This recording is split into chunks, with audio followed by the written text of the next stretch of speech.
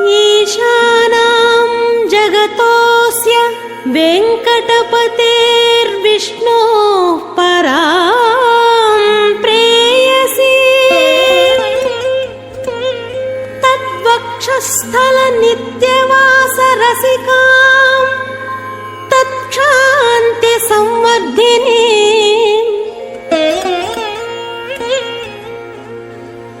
పద్మాలంకృత పాణి పల్లవయుగాం పద్మాసనస్థాం శ్రియం వాత్సల్యాది గుణోజ్వలాం భగవతీ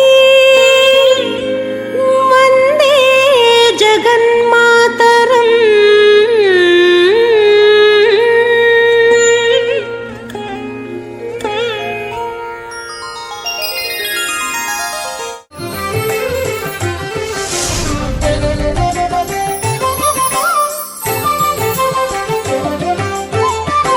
ఈశానాం జగతోస్య వెంకటపతేర్విష్ణోః పరాం ప్రేయసీం తద్వక్షస్థల నిత్యవాస రసికాం తక్షాంతి సంవర్ధినీం పద్మాలంకృత పాణిపల్లవయుగాం పద్మాసనస్థాం శ్రియం వాత్సల్యాది గుణోజ్వలాం భగవతీం వందే జగన్మాతరం.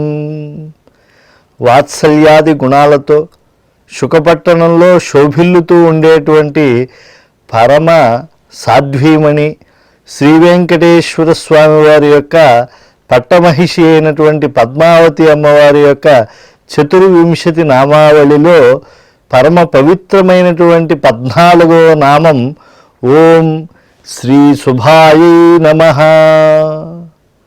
శుభం అంటే మనందరికీ తెలిసినటువంటిదే.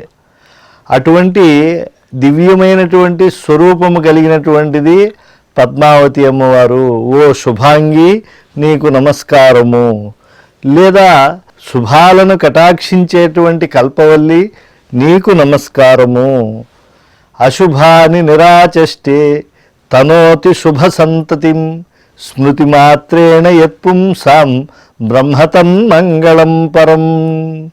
తనను ఆశ్రయించినటువంటి భక్తులకు పద్మావతి అమ్మవారు స్మరించినంత మాత్రానికే అశుభాలను తొలగించి శుభ పరంపరలను ప్రసాదించేటువంటి గొప్ప అనుగ్రహ స్వరూపిణి. సరసిజనయనే సరోజహస్తే ధవళతరాంశుక గంధమాల్య శోభే భగవతి హరివల్లభే మనోజ్ఞే త్రిభువని భూతికరి ప్రసీదమహ్యం. కమలముల వంటి కళ్ళు, అలాగే కమలములను చేతబట్టి ఎల్లప్పుడూ భాసిల్లుతూ ఉంటుంది ఆ పద్మావతి అమ్మవారు. తెల్లని వస్త్రము, గంధము, పుష్పమాలలతో ప్రకాశిస్తూ ఉంటుంది. ఆ పద్మావతీదేవి శుభస్వరూపాన్ని నమస్కరించే వారికి సకల శుభ సంపదలు అవిచ్ఛిన్నంగా చేకూరుతూ ఉంటాయి. జయతు జయతు లక్ష్మీ లక్షణాలంకృతాంగి జయతు జయతు పద్మ పద్మసద్మాభివంద్య జయతు జయతు విద్యా విష్ణువామాంక సంస్థ జయతు జయతు సమ్యక్ సర్వసంపత్కరీ శ్రీ. సర్వ శుభలక్షణాలు కూడా కలిగినటువంటి తల్లి కనుక శుభాంగికి మంగళమౌగాక అని చెప్పి భక్తులు నిరంతరం ప్రశంసిస్తూ ఉంటారు. ఆ పద్మ సంభవుడైనటువంటి చతుర్ముఖ బ్రహ్మగారి చేత నిరతము నమస్కారాలు అందుకునేటువంటి ఆ పద్మావతీదేవి ఎల్లవేళలా మంగళములను పొందుగాక. వైకుంఠవాసుడైనటువంటి శ్రీ మహావిష్ణువు యొక్క వామాంకముపై విద్యాని కీర్తించబడుతూ వెలుగొందుతూ ఉండేటువంటి పద్మావతి అమ్మవారికి మంగళమవుగాక. సత్యమైనటువంటి అఖిల సంపదలు ప్రసాదించగలిగినటువంటి శుభాంగి శ్రీ మహాలక్ష్మికి నిత్యము మంగళమవ్వాలని ప్రార్థిస్తూ ఓం శుభాయై నమః అనేటువంటి ఈ నామాన్ని పఠిస్తే సమస్తమైనటువంటి శుభ పరంపరలు కూడా చేకూరుతాయి. అమ్మవారి యొక్క 24 నామావళిలో 15వ నామం ఓం సురక్తాంగద కేయూర కాంచీ నూపుర శోభితాయై నమః. అమ్మవారు చక్కని అంగదములు, కేయూరములు, మొలనూలు, నూపురములచే ప్రకాశిస్తూ ఉంటుంది. ఆ పద్మావతి అమ్మవారు సకల సంపదలకు అధీశ్వరి కదా. మామూలుగా స్త్రీలు లోకంలో ఎన్నో ఆభరణాలు ధరిస్తూ ఉంటారు. అయితే ద్వాదశాభరణాలు కావచ్చు, ఇతర ఆభరణాలు కావచ్చు, వీటిల్లో అంగదాలకు, కేయూరాలకు, మొలనూలుకు, నూపురాలకు చాలా ప్రత్యేకత ఉంటుంది. కనుక వాటిని అమ్మవారు బాగా ధరించి ఉంటుంది. కనక రశన, ముక్త, తాటంకహార, లలాటిక, మణిసర, తులాకోటి ప్రాయై జనార్దన జీవికే ప్రకృతి మధురం గాత్రం జాగర్తి ముగ్ధ విభూషణై వలయ శకలై దుగ్ధం పుష్పైశ్చ కల్పలతా యథా. పద్మావతి అమ్మవారు ధరించేటువంటి ఆ బంగారు వడ్డాణం కానీ, ముత్యాల దొద్దులు లేదా స్వర్ణ మణిహారాలు, నుదుట అలా వేలాడుతూ ఉండేటువంటి పాపిటి బిళ్ళ, మణిమయ నూపురాలు సహజంగా అమ్మవారి యొక్క శుభాంగమునకు ఎంతో శోభ కలిగిస్తూ ఉంటాయి. అంటే పాలలో పంచదారల, కల్పలతకు పూలల చాలా ప్రత్యేకతతో అవి వెలుగొందుతూ ఉంటాయి. అంటే అమ్మవారికి అవి అభిన్నమైనటువంటివిగా దర్శనమిస్తూ ఉంటాయి. వందే లక్ష్మీం పరమశివమయీం, వందే లక్ష్మీం పరశివమయీం సర్వభూతాంతరస్థాం తేజోరూపాం కనకవశనాం సర్వభూషోజ్వలాంగీం బీజాపూరం కనకకలశం హేమపద్మం దధానాం ఆద్యాం శక్తిం సకల జననీం విష్ణువామాంక సంస్థాం. ఆ దివ్యమంగళ స్వరూపిణి అద్భుతమైనటువంటి తేజస్సుతో వెలుగొందుతూ ఉంటుంది. అంతర్యామిగా నిలిచేటువంటి ఆ పద్మావతీదేవి శ్రీనివాస స్వామితో బాటుగా ఎలా ప్రత్యేకతను కలిగి ఉంటుంది అంటే, బంగారు పట్టుబట్టలను ఎల్లవేళలా ధరించి చక్కని అంగదములు, కేయూరములు, మలనూలు, నూపురాలతో అలా ప్రకాశిస్తూ ఉండేటువంటి ఆ కల్పవల్లి ఓంకారాదిగా ఉండేటువంటి బీజాక్షరాల్లో కలసి వెలుగుతూ ఉండేటువంటిది. ఆ దివ్యస్వరూపిణి గురించి ఎన్ని విశేషాలు చెప్తూ ఆభరణాలకే ఆభరణమైనటువంటిది ఆ పద్మావతి అమ్మవారు అన్నారు.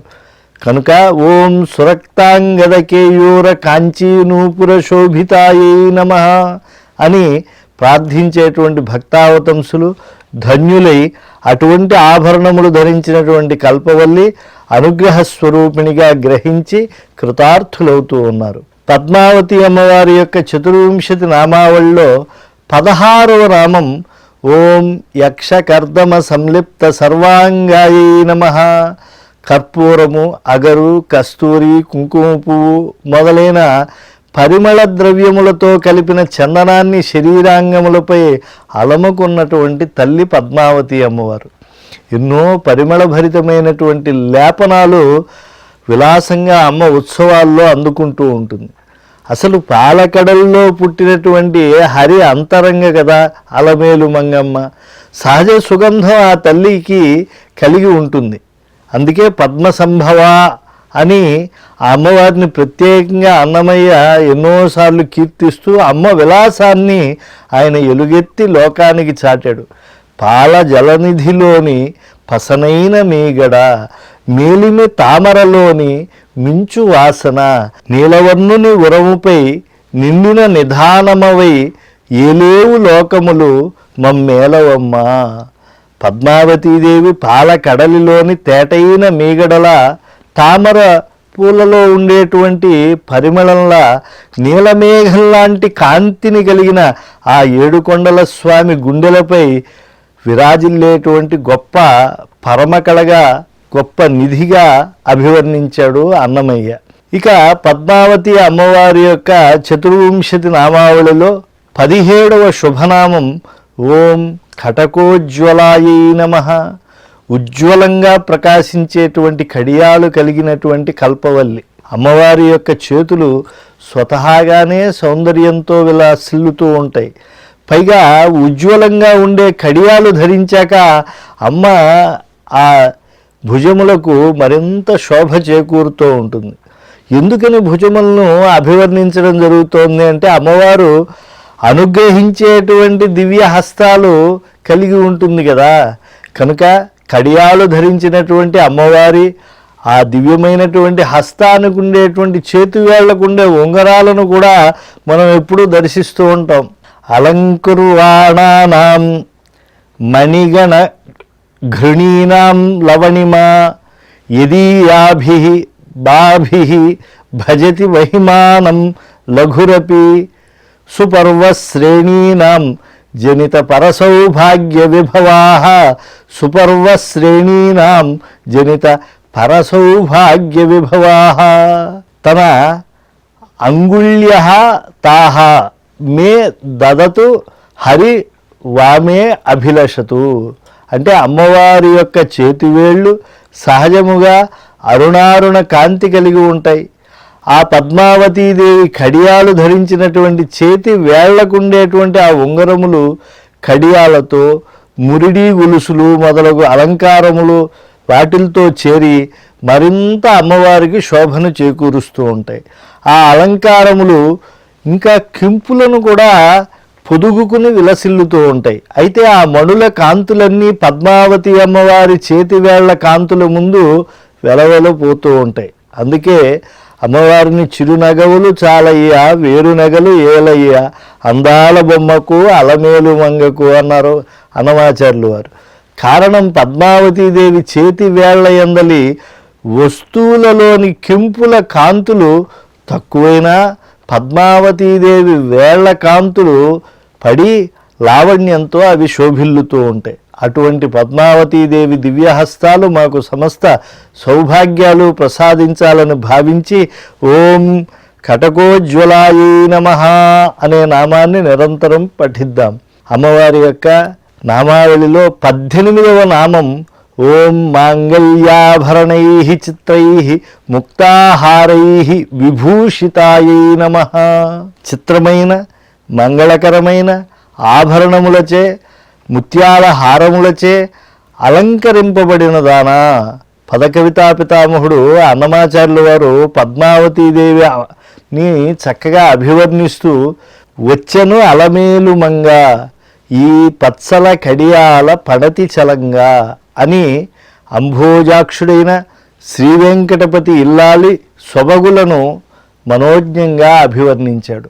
సువర్ణ రజతస్రజామ్మని శ్రీ సూక్తం కూడా అమ్మవారు ధరించేటువంటి ఆభరణాలు వెండి బంగారం మేలు కలయికగా తెలియజేస్తోంది. విశేషించి లక్ష్మీలహరి అమ్మవారి యొక్క కంఠాభరణాన్ని ఎంతో చిత్రంగా తెలియజేస్తోంది. సమాహార శ్రీణాం విరచిత విహార హరిదృశాం పరిహారో భక్త ప్రభవ భవ సంతాప సరణీ ప్రహార సర్వాసామపి చ విపదాం విష్ణుదైతే మమ ఉద్ధార ఉపాయం తవ సపది హార విమృశతు.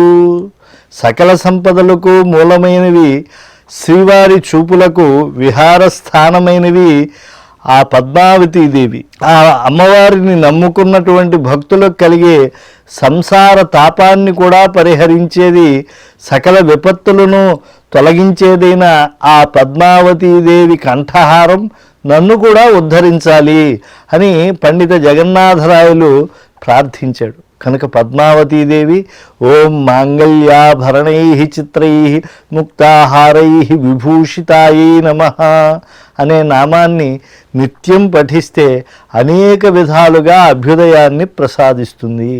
అమ్మవారి యొక్క 24 నామావళిలో 19వ నామం ఓం తాటంకై రవతంశైశ్చ శోభమాన ముఖాంబుజాయై నమః. అమ్మవారు చెవికమ్మలచే కర్ణభూషణములచే ప్రకాశిస్తూ ఉండేటువంటి ముఖపద్మం కలిగి ఉంటుందిట. కపోలే తే డోలాయిత లలిత లోల అలక వృతే విముక్త ధమ్మిల్లాత్ అఖిలపతి ముక్తావళి ఇయం స్వకీయానాం బందీకృతిం అసహమానై ఇవ బలాత్ నిబధ్య ఊర్ధ్వం కృష్ణ తిమిర నికురంబై విధుకళా. పద్మావతి అమ్మవారి ముఖంపై ఆ ముంగురులు అలా ఊగుతూ అవి వచ్చి చెక్కిళ్లపై జాలువారుతూ ఉన్నాయి. అంటే పద్మావతి అమ్మవారి చెక్కిళ్లపైకి ఆ కుప్పు నుంచి జాలువారినటువంటి ఆ కేశములతో చాలా అందం కొట్టొచ్చినట్టుగా కనబడుతూ ఉన్నది. ఈ సన్నివేశాన్ని అమ్మవారి యొక్క నల్లని కేశపాశము చీకటి గుంపుగా తెలియజేస్తూ ఆ కుప్పు నుంచి జాలువారినటువంటి కేశములు అమ్మవారి చెక్కిళ్లపై పడి అవి విలక్షణంగా భాసిల్లుతూ ఉన్నాయి అని చెప్పి అభివర్ణిస్తూ ఉన్నారు. అంతేకాకుండా ఆ చెక్కుళ్లపై జాలువారినటువంటి కేశ సంపదల మధ్యలోంచి గొప్పవైనటువంటి ఆ ముత్యాల చెంపసరములు లేదా అమ్మవారి తలపై చంద్రకళలా అవి విరాజిల్లుతూ ఉంటాయట.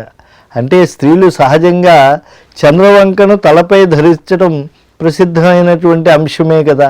అయితే అమ్మవారి కేశపాశముల మధ్య ఉన్న ముత్యాల చెంపసరమునకు చంద్రకళతో పోల్చడం, ఒక రకంగా చెప్పాలంటే ఆ చంద్రసరం చంద్రకళ కన్నా గొప్పగా ఉంది అని చెప్పి మహాకవి తెలియజేయటం ఎంతో గొప్ప అంశం. ఇలాంటి దివ్యమైనటువంటి భావనా భూమికల్లో ఓం తాటంకైరవతంసైశ్చ శోభమాన ముఖాంబుజాయీ నమః అనే నామాన్ని పఠించే భక్తులకి అమ్మ కటాక్షం అద్భుతంగా కలుగుతుంది. ఇక అమ్మవారి యొక్క 24 నామావళిలో 20వ నామం ఓం పద్మహస్తాయీ నమః. పద్మమును చేతి యందు ధరించి ఉండేటువంటి తల్లి. అంటే అమ్మవారి చేతుల యందు ఎప్పుడూ కూడా పద్మం అనేటువంటిది ఉంటుంది. అలా ఎల్లప్పుడూ పద్మాన్ని ధరించడం వల్లే అసలు ఆ పద్మం అనేదానికే అంతటి ప్రాధాన్యత పుష్పాల్లో వచ్చేసింది అని చెప్పి మహాకవులు భావించారు.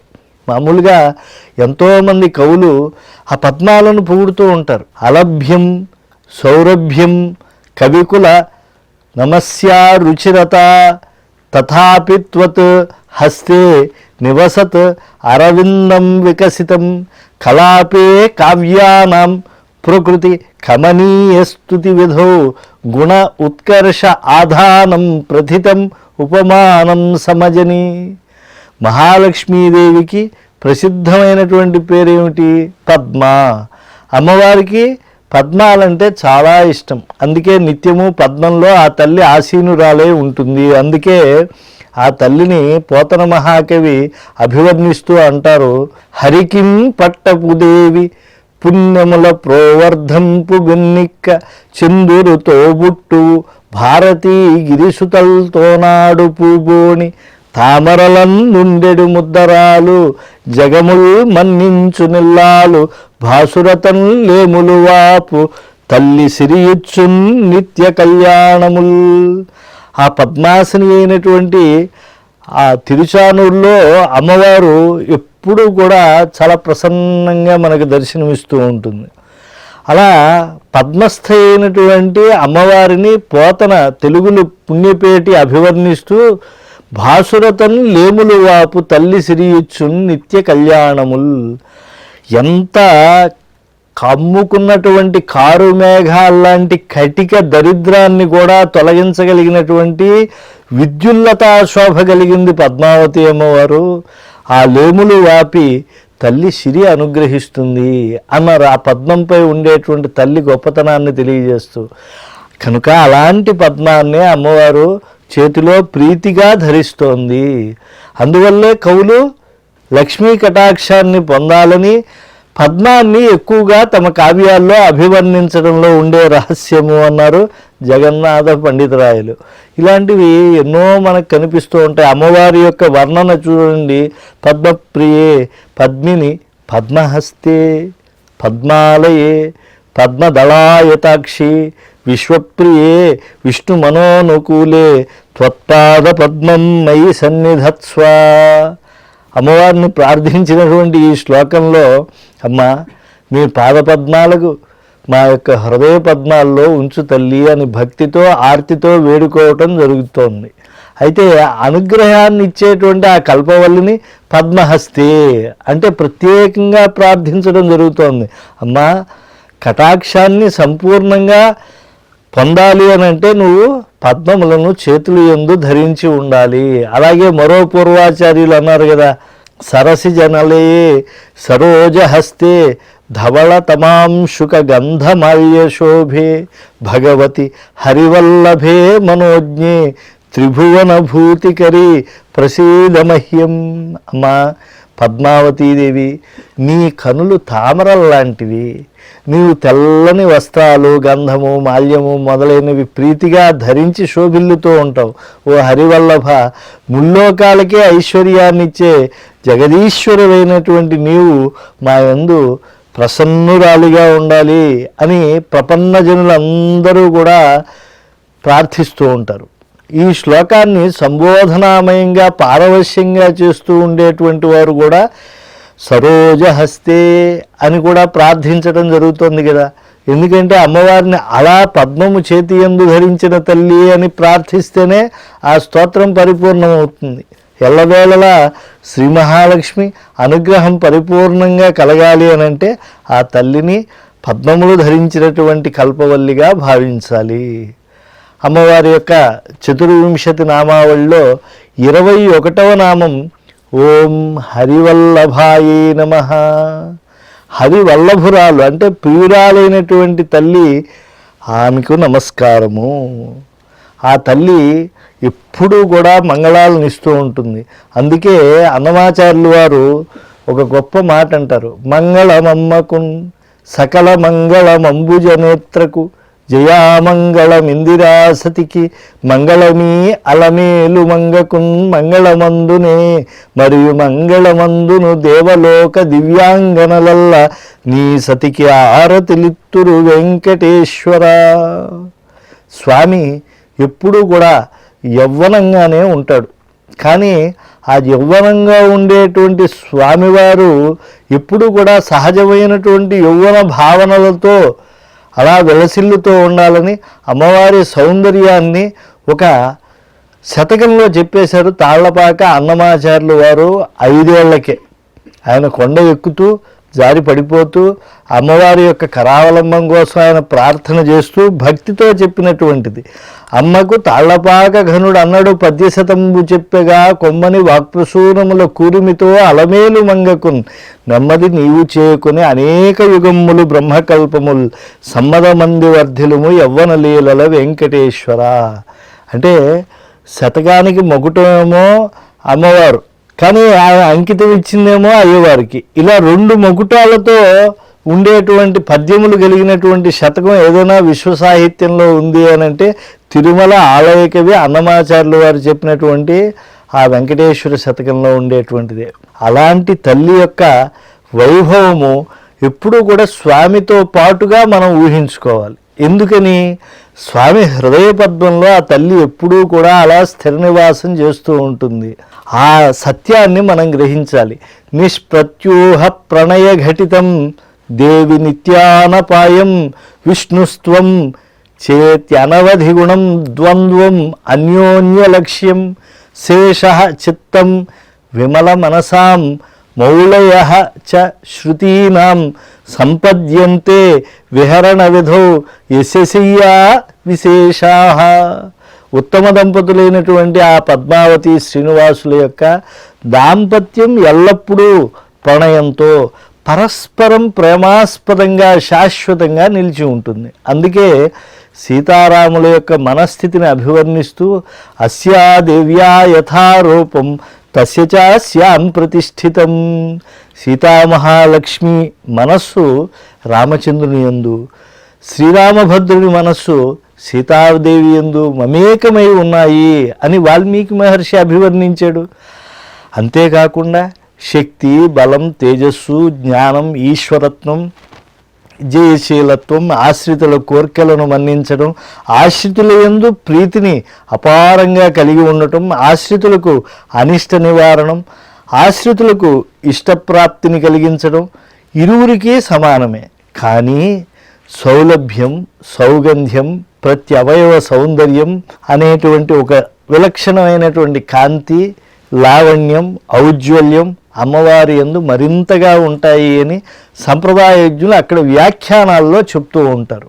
కనుక పద్మావతి విశిష్టుడైనటువంటి శ్రీనివాసుని ఆశ్రయించి తరించాలని ఓం హరివల్లభాయి నమః అనేటువంటి నామం మనకి చక్కగా ఉద్బోధిస్తూ ఉన్నది. అమ్మవారి యొక్క చతుర్వింశతి నామావళిలో 22వ పరమ పవిత్రమైనటువంటి నామం ఓం శ్రీ ఋగ్యజుస్సామ రూపాయి నమః. వేదస్త్రయీ అంటారు కదా, ఆ ఋగ్వేద యజుర్వేద సామవేద రూపధారిణి లేదా ఆ సామవేదాది దివ్య వేదస్వరూపిణి అమ్మవారి. అందుకే వేదములన్నీ నావే అని పరమాత్మ ఎప్పుడూ కూడా చెప్తూ ఉంటాడు. అంటే వేదవేద్యుడు, వేద ప్రతిపాద్యుడు. అంటే అమ్మవారి ద్వారా స్వామి ప్రతిపాద్యుడు అవుతాడని మనం తెలుసుకోవాలి. దేవి శృతిం భగవతీం ప్రథమే పుమాంస త్వత్ సద్గుణ ఓఘ మణికోశగృహం గృణంతి త్వద్వార పాటన పటూని చ స ఇతిహాస సంతర్కణ స్మృతి పురాణ పురస్సరాణి. పద్మావతి అమ్మవారి కళ్యాణ గుణాలకు సపరికరమైన వేదమే ప్రమాణము. అలాగే వేద నిధిలోని రహస్యాలను తెలుసుకోవడానికి తాళము చెవుళ్ళ వంటివి రామాయణ భారత ఇతిహాసాలు లేదా భాగవతాది మహాపురాణాలు, పూర్వమీమాంసాదులు ఇవన్నీ కూడా పరిశీలిస్తే అమ్మవారి గుణరత్నములకవి కోశగృహములు అని మనకు స్పష్టమవుతుంది. హిరణ్యనిధి శ్రీనివాసుడైతే హిరణ్మయి పద్మావతి అమ్మవారు. హ్రీశ్చతే లక్ష్మీశ్చ పత్న్యౌ హిరణ్యవర్ణాం హరిణీం హిరణ్య ప్రాకారం ఆర్ద్రాం జ్వలంతీం. లక్ష్మీదేవి జ్వాలాస్వరూపిణిగా విలసిల్లుతూ ఉంటుంది అని వేదం తెలియజేస్తుంది కదా. దేవజుష్టాముదారాం సర్వదేవ దేవ వనితల చేత అమ్మవారు గొప్పగా నిరంతరం సేవింపబడేటువంటి సామ్రాజ్ఞి. ఈశ్వరీం సర్వభూతానాం అన్నారు. ఇలాంటి వేదవాక్యాలు శ్రీదేవి గుణవైభవాన్ని మనకు సమగ్రంగా చక్కగా ప్రతిపాదన చేస్తూ ఉన్నాయి. లక్ష్మీ సవిభ్రమాలోక శుభ్రూ విభ్రమ చక్షుషే చక్షుషే సర్వలోకానాం వెంకటేశాయ మంగళం.